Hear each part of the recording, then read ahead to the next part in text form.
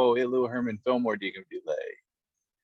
Bao de de lei as bawalugum danu shilu lei.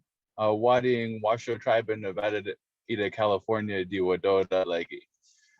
Hello, everybody. My name is Herman Fillmore. I'm currently the Culture and Language Resources Director for the Washoe Tribe of Nevada in California. I'm a Washoe tribal member, and I'm from the people of the Valley and live in the Carson Valley as it's known today.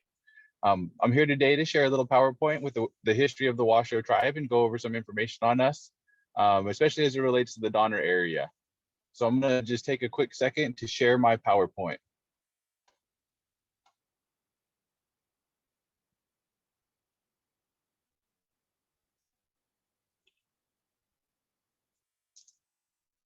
So as some of you may have seen when you were walking in, I had a photo up of a couple of tribal members.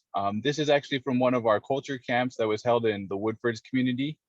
They're making pine nut soup here. You can see on the left, actually, she's making acorn biscuits. I apologize. And then this young man on the right-hand side was helping to grind using traditional methods and technology. And so one of the big things, and this is definitely from the 1990s, I believe, if not a little bit earlier, is that our culture has been alive and well within our communities for a long time. And so when I start out these presentations, I like to acknowledge that Washoe people are still here today. We're still active in our communities and carrying on our traditions and learning our language. Although it's not as strong as it once was, we're doing our best to carry those things forward. So I just want to start out by again acknowledging that Washoe people are still here today and still practicing our culture actively on our homelands. So I titled this presentation Washi Issue. In our language, that's how we refer to ourselves as Washoe people or Washishu. And that translates to the people from here. So that's our own name for ourselves. And I'll kind of talk a little bit about some of those changes over time. So first of all, I want to go over some terminology. As I mentioned, I will use the terms Washu and Washishu in place of Washoe or Washoe with the O instead of the OE. When referring to the people, land, and language, although the tribe is recognized today as the Washoe Tribe of Nevada in California, every tribe has a unique name for itself that may be different than what they are recognized by federally or at the state level or in historical papers, ethnographic notes, and so on and so forth. So in our language and how our elders would talk about us when speaking our language, we would say Washu and Washishu. Sometimes in the way that I describe it, or that I've been told about it, is that Washoe with the OE is almost supposed to be pronounced like the word shoe. So Washu, a lot closer to how we refer to ourselves. And then of course, Washoe with the O is probably the least accurate, but that's what you would see in a lot of the historical papers and federal records. Indigenous peoples, I will use this term in place of American Indians and Native Americans to talk about the indigenous peoples of the Americas. Aboriginal peoples is another term that's used, mostly in Canada and then also in Australia. Indigenous peoples, the idea is that everybody comes from a place. Everybody is indigenous to a place and has an indigenous culture that's tied to land, depending on how far we go back. So it's important that when we're in the United States, we don't only think about indigenous peoples here, Americas, but also those worldwide who are still taking care of their land, stewarding their land, and living in a very traditional manner, very connected to place. I might also use this term pan-indigeneity, but probably most likely not for this presentation, but it's aspects of indigenous people's cultures and cultural norms that are shared. One of the things that most people can recognize when we talk about indigenous peoples today is powwows, especially here again in the United States. I think powwow is something that everyone has had some exposure to or heard of. And that's kind of a pan-indigenous tradition that brings a lot of people from a lot of different cultural backgrounds together to practice and participate in that dance or styles of dance. A couple of other items that I just want to touch on before I get too much into the history of the tribe. I'll use the terms tribes or tribal nations to refer to federal or state recognized groups of indigenous people with unique ties to their homelands, distinct languages and cultures, and a history of self-governance prior to the arrival of settlers. Sorry. One thing to think about, especially with the Washoe tribe here in Nevada, is that our language is a language isolate. So it is grouped into the Hokan language family, which is where a lot of languages from California were put in. Most of those languages were distinct in branches, and a lot of them have today been determined to be language isolates unrelated to any language in the world. The other thing to recognize with the Washoe tribe is that we're the only Washoe tribe. Our homelands, and I'll talk about those a little bit more, surround Lake Tahoe. And although we have different bands that lived in the four directions, today we all come together as one tribe surrounding our traditional homeland. A couple of things too, and this is more so to educate everybody, but when we talk about tribes, things that are important to remember are the idea of sovereignty. So tribes have a limited sovereignty within the lands that they occupy. However, this level of sovereignty is comparable to that of states, as tribes have a direct relationship with the federal government, and states do not have the authority to enact laws within tribal nations' boundaries. Most of this is tied to our reservations, so we're able to enact laws and govern ourselves within our reservation borders and those surrounding trust lands. Not all of our tribal lands are under the tribal government. So for example, allotment lands in the Pinette Hills are held by individual tribal members. So those are not under the tribe's jurisdiction. Those are BIA lands. And then the last thing that I want to talk about as it relates to tribal governments is this idea of self-determination. So within our communities and under our tribal governments, we have self-determination, and that's the authority granted to sovereign nations that allow tribes to enact and enforce their own laws, govern themselves through tribal governments, provide education, healthcare, and healthcare in line with culturally relevant practices. And finally, these kind of overarching terms that I think some of us are probably aware of that have been coming up in in conversations today a lot more frequently than they have in the past is the idea of colonization.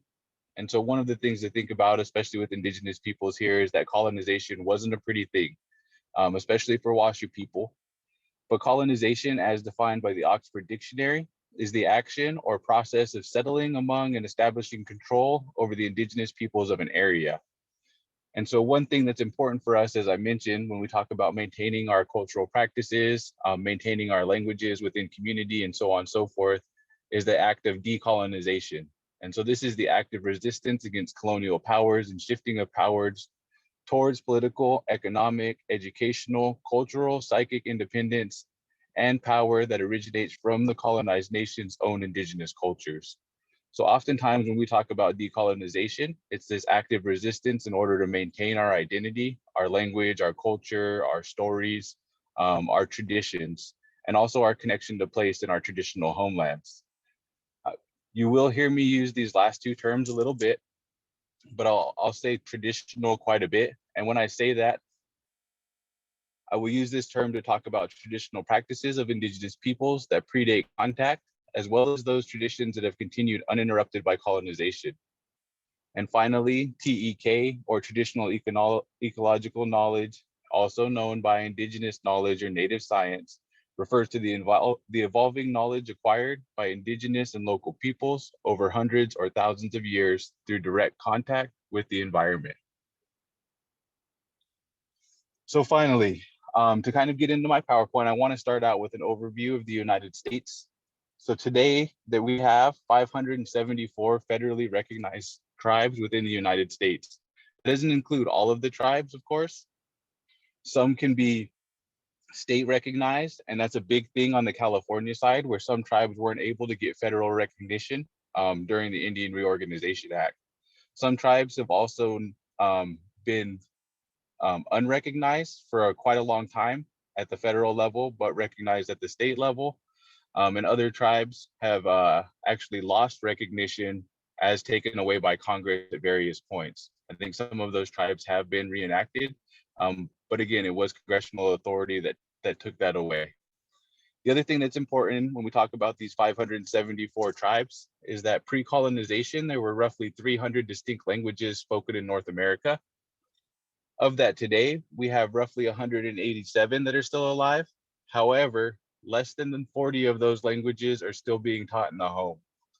One of the things that's important is that when we talk about Indigenous peoples and Indigenous languages, is each language represents a unique knowledge system on a worldview as it relates to various places within the United States.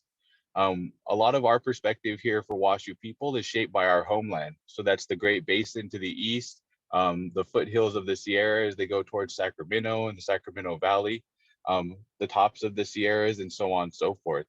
So our language and culture is very much so tied to our homelands.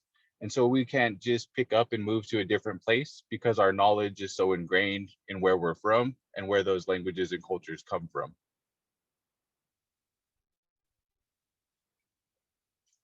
One thing that's really important that a lot of organizations are doing, and I really wanted to highlight as part of this, I'm not sure if this was already read today as part of the event, but I did want to acknowledge the work that's been happening with Donner Memorial State Park and California State Parks in the area.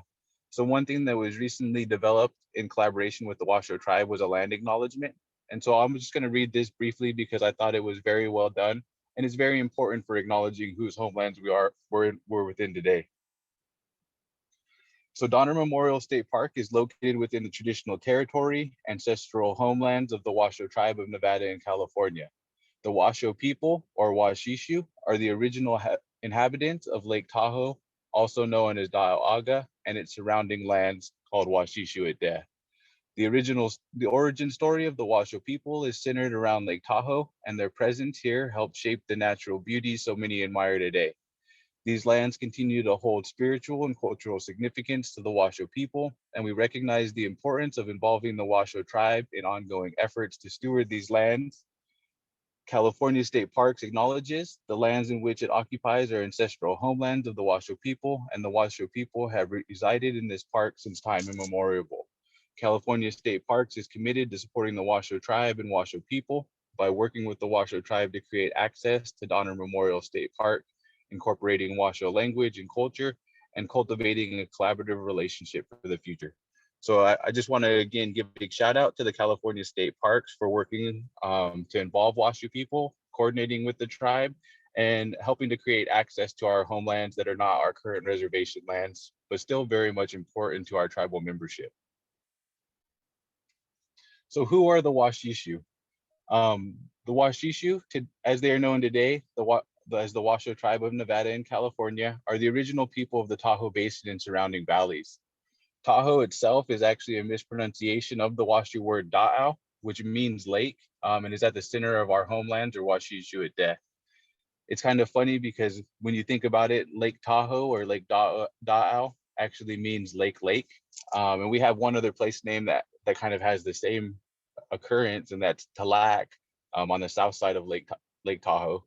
So Mount Talac, or as we would say Dalac in our language, Mount Dalac means mountain. So it's funny how those things can be confused when translating from one language to another. So I also wanted to show this map here, and this is what our homeland is. And this is as decided by the Indian Claims Commission and oral testimony from tribal members and ethnographers and so on and so forth. So Washishu at Deh translates to the homelands of the Washoe people. We also have a festival that's called Washishu at Deh, and it occurs at the end of July every year. This year, it's actually going to be July 30th and 31st over at the Meeks Bay Resort. And so that festival is open for the public to come and attend. We actually invite everybody up and encourage everyone to come and learn more about the tribe's history and the history and culture of some of the surrounding tribes as well.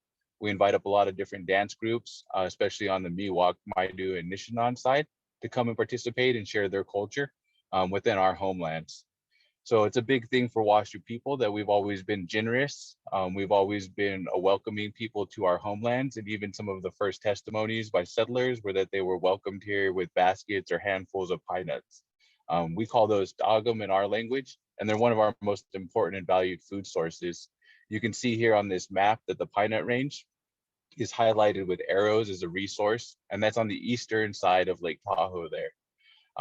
The dark section is what we were actually awarded through the Indian Claims Commission, and that was a court case against the federal government for some sort of repatriation or retribution for the lands that were taken by settlers and by this newfound United States government and so on and so forth. So it was actually a settlement, and the Washoe tribe was awarded that settlement after an 18-year court case with the federal government. So it took us quite a while to get our lands acknowledged. And it took quite a bit of work on behalf of Washoe people and staying consistent with our leadership often spending quite a lot of time in court and providing testimony so that we could maintain our homelands. We think about it as all of these lands surrounding Lake Tahoe are such beautiful lands and so important to us that it's very valuable that we take care of this place today. And it's also a big part of our creation and what we talk about is our reason for being here. You can see again trade routes that also go to some of the surrounding lakes for fish, as well as over into the California side. I've heard from some of our elders who have passed over the years that they remember stories of Washoe people talking about traveling as far as the ocean to trade for different things. So some modern places that I think we would recognize that are within Washishu Ade, our homelands, are areas up in Wellmelty or the north, Honey Lake, Sierra Valley, Truckee, and Donner. Down in the south, Hungalelti area, it goes to Topaz Lake and also to Calaveras Big Trees State Park on the California side. Pelelelshi to the east, we have Reno, Carson City, Carson Valley, and the Pine Nut Mountain Range, which are at the center of our homelands. And then to the west, we also have Tonglelti, and this goes to the western slope of the Sierra Mountains. And one of the big places that it includes is what today is known as Olympic Valley. Some of our traditional place names for these places, such as Honey Lake, Ditsum Da'au, Truckee area, and Truckee, for example, named after the river there. The river has multiple names. So at the headwaters, leaving the Tahoe Basin, we call the Truckee River Dalbayotawet. Then we also have Shuwek Wata. And then as it gets into Reno, for example, and leaves, it becomes Awaku Wata. And so with our water system, such as the Truckee River, they often have multiple names along their route. And those are describing resources and things that are available. Donner Lake has a couple of different place names, but right there at the lake, they call it the Tsashit Da'au. And that's our traditional name for the Donner area. Here's an example of some of our place names. One thing that I like to highlight with this map is that although it surrounds Da'au'aga, these place names aren't of the coves or the beaches or the things that we admire today. Most of our traditional place names are for specific features, such as De'ekwadapush or Cave Rock, or the streams that surround the lake. And so one thing that's important with Washoe culture is we talk about our seasonal transhumans to the lake. Oftentimes Washoe people from all around the area coming there during the summers to camp around the shore, is that most of the times families return to the same meadows or streams. And it's almost as if we would describe it as they have the responsibility for maintaining those places and taking care of them. Although Washoe people traveled across and shared resources, most of the families would go back to those same meadows. Something that's also important to acknowledge that today, it's as we continue to care for water clarity in the lake itself, is that we also have to protect those surrounding resources. So on the Meeks Bay side, we have Meeks Meadow, which the tribe is currently working to steward that place, to clear some of the overgrown timber that's now growing into the meadow, and to return some of our traditional practices, such as cultural burning, to that area in a way that would benefit it and promote better growth at a healthier meadow. Also creating a healthier ecosystem in general within the Tahoe Basin.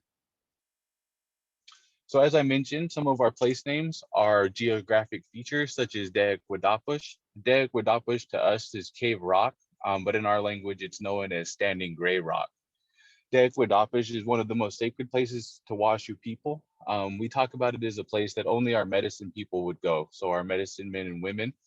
It wasn't just a place that a regular Washoe person would access with any sort of frequency.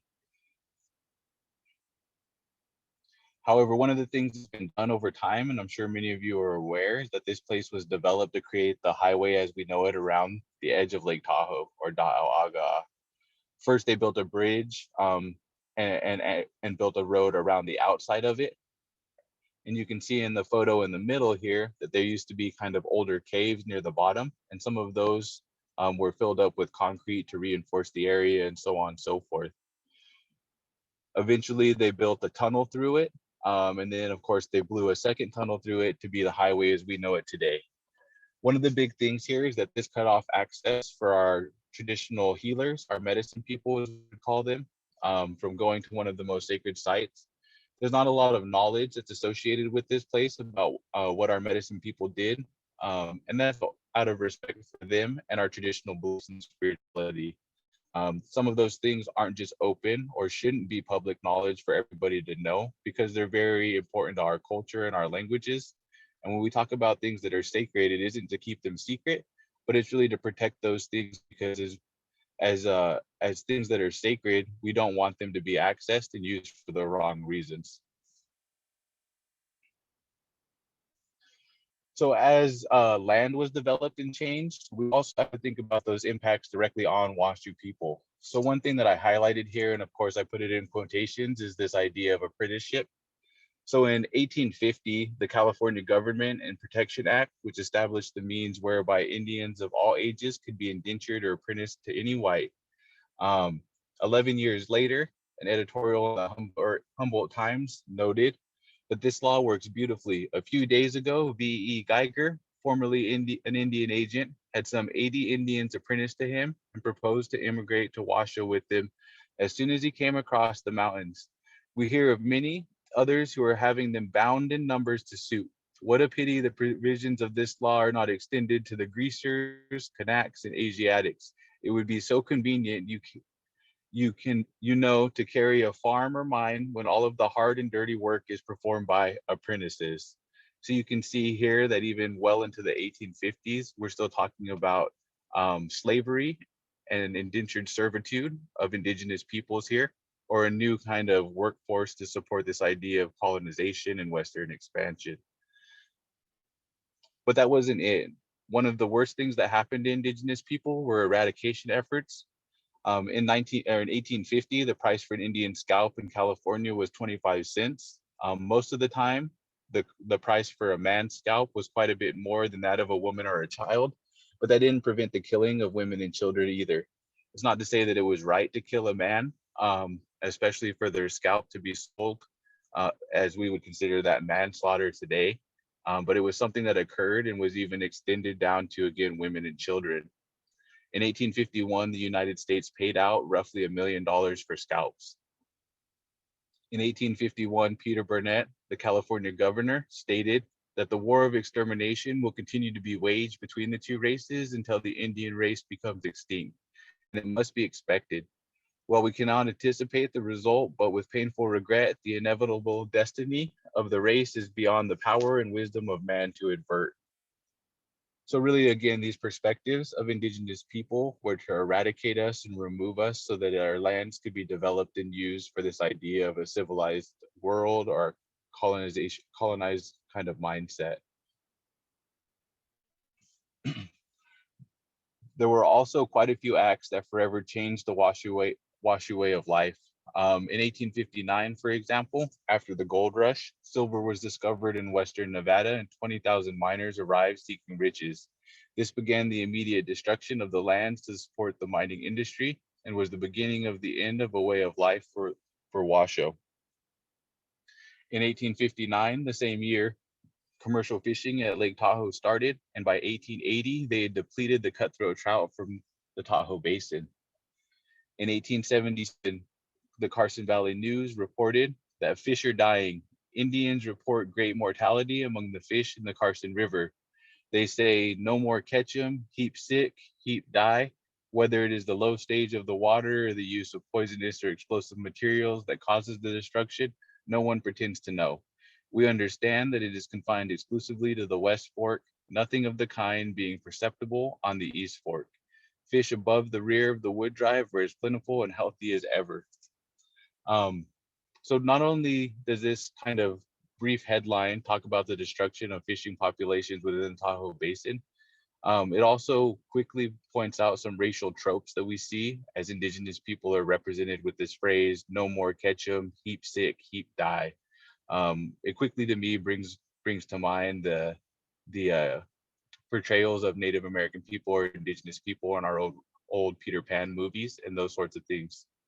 The other big part here is that when they're talking about the destruction of ecosystem with poisonous materials and the choking of rivers with logging, without understanding that those impacts and development of land very much so impact our indigenous and endemic species within the area. By 1951, roughly 70 years later, Chief Hank Pete, who was one of our most respected tribal members at the time for his knowledge and what he brought to the tribe, was 69 years old. He says in this article at Lake Tahoe Journal that his one desire is to have a small piece of land at Lake Tahoe. It is today that Indians have no right to make a campfire around the lake, can't even look for herbs for medicine, can't go for wild berries. Property owners do not permit some of the places for Washoe campground. Oh, some place for Washoe campground could be found, where Washoe could come at least during the summer months. This to me speaks volumes about how Washoe people were treated within our own homelands. One of the big things is it wasn't until the 1990s, late 90s, almost 2000s, that the Washoe tribe ever received any lands in the Tahoe Basin. And that was when the 1997 Tahoe Summit brought Clinton and Gore to the Tahoe Basin to discuss water clarity and stewardship of the Tahoe Basin for the future. At that time and afterwards, the Washoe tribe did receive a compact to operate Meeks Bay Resort, but we also received lands on Skunk Harbor on the eastern shore of the lake. Today, we still don't necessarily have the same idea of a reservation up there or lands for Washoe people to freely access. However, we're at least making progress in the right direction. One of the things that I also want to highlight here is with the past slides talking about the destruction of Washoe lands. Today, there's new reports coming out, and so I always quote this most recent study, but roughly 80% of the biodiversity within the world is found within Indigenous peoples' homelands. So that speaks volume to the stewardship practices in relationship with place that are so important for these places to be healthy. Oftentimes, people view land this idea of pristine, meaning untouched land, unadulterated, and that's really a fallacy of Western society. With Indigenous peoples, we cared for the land in such a way that our relationships were very reciprocal. You know, what we did benefited the land, and what benefited the land benefited Indigenous peoples. So it's very important as we move forward to start to integrate these things and this idea of traditional ecological knowledge into our everyday and modern day practices, so that we can take care of the land and start to stop viewing ourselves as separate from it. One other thing that happened that year in 1951 was the Washoe tribe filed a petition, and this is what I discussed earlier, to the Indian Claims Commission known as Docket 288. It wasn't until October 31st, 1969, almost 20 years later, that the Washoe tribe were awarded a claim against the United States for the illegal taking of Washoe lands.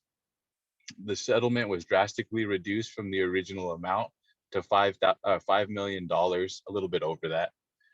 Some of the original evaluations of our land, as far as resources and timber and so on and so forth, including cutthroat trout, were upwards of $80 million. And so to see the tribe settlement diminish down to 5 million was kind of a slap in the face, especially for one of the most beautiful places in the world. It was sort of the mistreatment of Indigenous peoples through these court cases that also created other infighting, where tribes were pitted against each other for peripheral territories or lands that were adjacent to each other, and they were forced to kind of argue for those lands or come to a settlement and an agreement where a boundary could be found.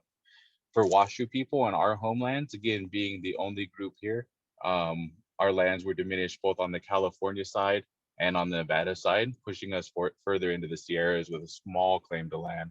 That's why those maps that I show earlier have a dark green and a light green color. And now when I talk about all of this loss, it's also important, as I stated at the very beginning, to remember that our traditions today are important to us and alive. So although the history of Washoe people since contact has not been pretty, the Washoe tribe of Nevada and California continues to persevere and maintain many traditions as living alive within the tribe. As our creation story outlines, our land will take care of us, and in return, we will take care of our lands. So I'd like to highlight basket weaving for quite a few different reasons. One important thing today is that with the old railroad that crosses over in the Truckee area, Washoe people did find an economy around developing and selling some of our baskets. You'll see here at the very bottom in the center is Loli, who I think many people know today, or at least recognize because her baskets were so beautiful. The Decolonic style that she's really well known for, that fancy basket style, the conical rounded shape, with some of the huge baskets or even smaller ones that we see, was developed by Washu women during the 1920s, or at least 1900s to 1920s, and is a style that is again accredited with creating an economy for Washu people. So Washu women taking this utilitarian style of basketry, where we would use these baskets from anything for cooking and gathering, to even raising our children with our baby baskets, our bikus, also became very prized by Western culture, and were items that Washu women would make to sell during that time, for subsistence and so on and so forth. With Lali in particularly, her baskets today that are in private collections and otherwise are often valued at millions of dollars. So they're very beautiful and very finely woven. And so they are cherished for that reason. But there were quite a few Washu women at the time who were making baskets and doing this same thing. I think Lali gets a lot of credit, deservingly so. But we also want to highlight this tradition as something that all of our women have done and continue to do. The other thing that's important when we talk about basket weaving is the idea, again, of reciprocity with land. And so our weavers would manage some of our meadows and other areas where willows grow to cultivate that resource, getting the straightest, youngest willows that you could then split to make thread and also bend to make the coils in your basket and so on and so forth. So even a lot of our cultural practices and these kind of art forms as they are more so today are very much so tied to managing our land in an effective manner, that again is beneficial for all involved. But this isn't just an activity relegated to the past. So I have some photos here posted from a couple of classes that we did. You can see today that a lot of our women and even our young girls and others get together to learn how to weave. So it's a very important practice. As I mentioned, our baskets are tied to things such as child rearing. So even today, a lot of the aunties in our community who still know how to weave or have learned and kind of developed that skill are sought out to make baskets for our young children. So I just had my first son, and this is again more of a personal story, but back in 2021, and one of the proudest moments at the time was when my auntie made him a cradle board, a bikus, and brought that down to us. And the first time that we put him in that bikus, he melted and just fell asleep right away. So one of the things that we talk about too with a lot of these crafts, or art forms, or any of those kind of titles that we would want to use to describe this, is that it's so much intentional as it is just to make something. So with our bikuses, those are what we use to care for our children and raise our young children. And so it's super important as not only being the utilitarian purpose, but having all of those good intentions woven into that basket for that child, that love, that compassion, all of those good things that we put into these items for our kids and for our future. So a lot of these aren't just meaningful for the utilitarian purpose, for the art that's developed, but very much so for the meaning that's behind it and why those things are made in the first place. The kind of last couple of things that I wanted to highlight here with this idea of our culture being alive and well is a few pictures from our Washoe traditional pastimes, or Washoe Olympics, as we've called them. And these are some of our traditional games where we bring together the kids from our 4 communities. So today, the Washoe tribe of Nevada and California is made up of about 1,500 tribal members. And we have 4 reservations plus off-reservation membership. Our 4 reservations are the Carson Colony and Stewart Indian Colony, right in Carson City, Dresserville in Carson Valley, and then Woodford's up in Alpine County. For our traditional pastimes, activities, and other events, we work with our education, recreation, juvenile probation staff, as well as truancy prevention and others to bring our kids together, play some of our traditional games, celebrate our language and culture, and really just get together as a community to enjoy each other's presence. Some of these games include our Sagayak, our women's stick game, Baloyup, Indian football as it's called, Hinayaugi, which would be hand game, one of our traditional gambling games, as well as archery at ladle throws, some dice and jacks and other things of that nature. It's a real celebration again of our communities and our culture, and it's a really fun day for our kids. But again, it speaks volumes to us continuing to carry on so much of our values and traditions into the future. One thing that I always get asked, especially in the Donner area, is what's the Washu perspective on the Donner Party? And so I just wanted to make a couple of notes here because I figured I might have some questions about it from the crowd. So whether famously or infamously, the area of Donner today bears the name of the Donner Party, immigrant settlers looking to reach California. Unlike in other areas,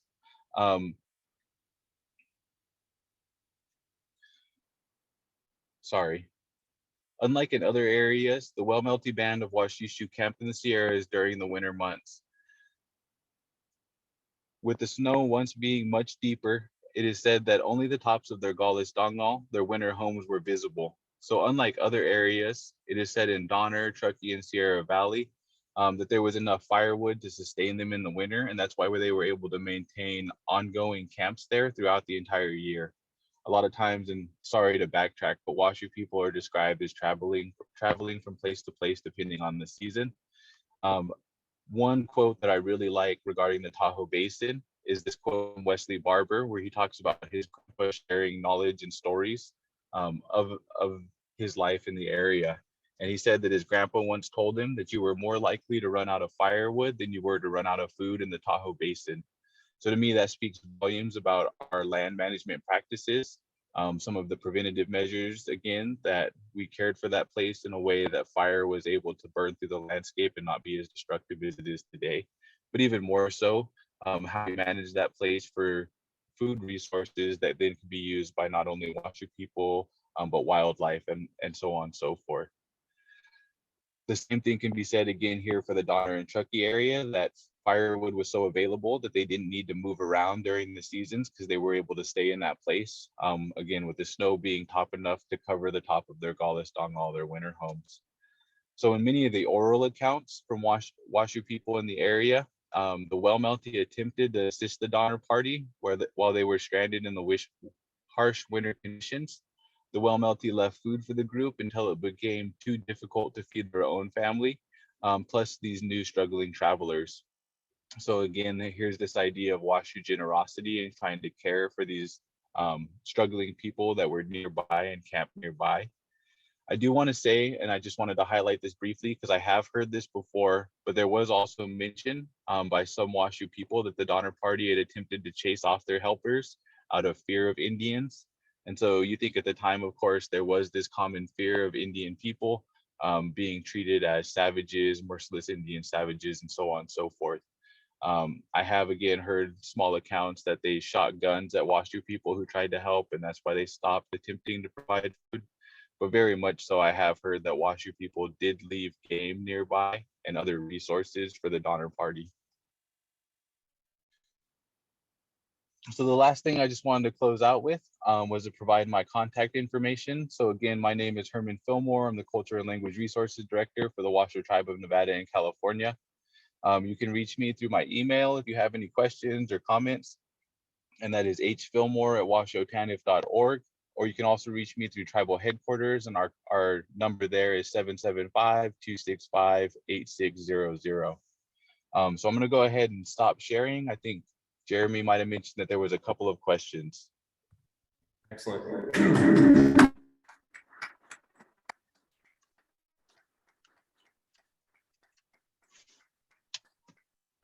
Well, first off, I just want to say thank you for taking the time. I know you are, in the middle of something else. So just for a little context, Herman has been generous enough to kind of take time out of his day and take something really important to come talk to us. So we really thank you for this.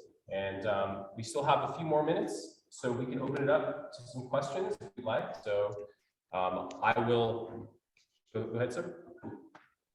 There's a place not far from here called China Wall that are petroglyphs engraved in the stone there.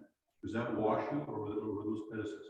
Do you have any comments on the petroglyphs up at Donner Summit, kind of near where China Wall is currently? Yes, so I've always been told that those are Washoe petroglyphs. I know our TIPO officer, Tribal Historic Preservation Officer Daryl Cruz, has worked hard to help protect those places. There was a few years ago, for example, graffiti that was drawn up there. So the tribe has worked hard and coordinated with the parks to want to protect that area, keep foot traffic up off of it, because they are very delicate. But yes, those are, to the best of my knowledge, Washu petroglyphs. When it comes to petroglyphs, I'm not an expert as far as why they were done. Some of them, of course, share traditional knowledge, such as where to locate different resources. I have heard with other things, such as copules, which are like golf ball sized holes that are carved into big boulders, that those patterns or trade routes or star constellations or those sorts of things. But yes, very much so, that's an important place. We would kind of consider it sacred, especially with its historical significance. Excellent, thank you. Thank you. Any other questions? Well, we have Herman here. Okay, wonderful. Well, that's all we've got for now. Actually, any questions in the chat at all? Okay. Well, we're so excited to have Herman here, kind of collaborate with us in this Legacy Day event and kind of generously share his knowledge and generously share his contact information and ability for us to kind of stay connected. So Herman, we hope to have you again next year and also for other events. So let's give one more round of applause for Herman. Thank you all. I appreciate it, Jeremy, and I hope next year to be in person with you guys. Awesome. And thank you again for taking the time out of your day. That sounds good. One last thing, in our language, there's no way to say goodbye, so we always say we'll see you in the future. So Maligi Gabagi to everyone there, Mu Maligi Gabagi, we'll see you all in the future. Great. Thanks, Herman. Awesome. Yeah.